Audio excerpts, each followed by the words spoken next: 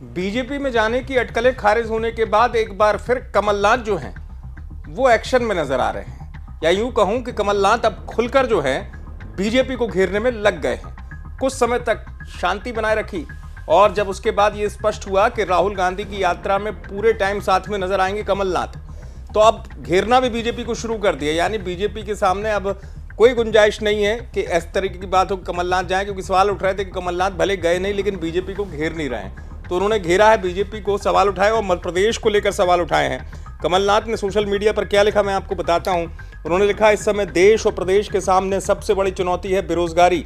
केंद्र और राज्य सरकार न सिर्फ नौजवानों को रोजगार देने में विफल रही है, बल्कि उससे भी बड़ा दुर्भाग्य यह है कि रोजगार देने की उनकी कोई नीयत ही नहीं है।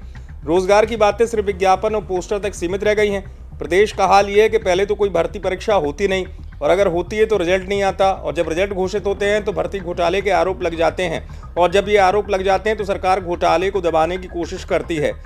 देश और प्रदेश के नौजवानों की यही आवाज़ राहुल गांधी भारत जोड़ो न्याय यात्रा के रूप में उठा रहे हैं और जनता का ध्यान समाज के असली मुद्दों की तरफ ले जा रहे हैं, ना कि उन मुद्दों की तरफ जो समाज को विभाजित करते हैं। समाज को जोड़ने की इसी पहल का नाम है भारत जोड़ो न्याय यात्रा। यात्रा को सफल बनाना है, खुशहाल भारत का निर्माण ताकि संभव हो।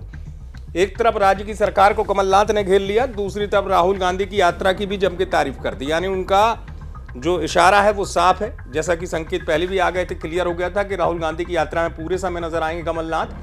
अब वो इस तरीके की कोई भी गुंजाइश को छोड़ना नहीं चाहते चर्चाओं में भी, कि जहां जरा भी ये अटकलें लगाए जाएं कि कमलनाथ अभी तो नहीं गए फिर जा सकते हैं। इसलिए यही वजह है कि राहुल गांधी से बातचीत की बात जो आई थी, राहुल गांधी से बातचीत के बाद कमलनाथ एकदम एक्टिव हुए और मध्य प्रदेश में भी अब कमलनाथ की सक्रियता नजर आ रही है। आप देखते रहें एमपी तक।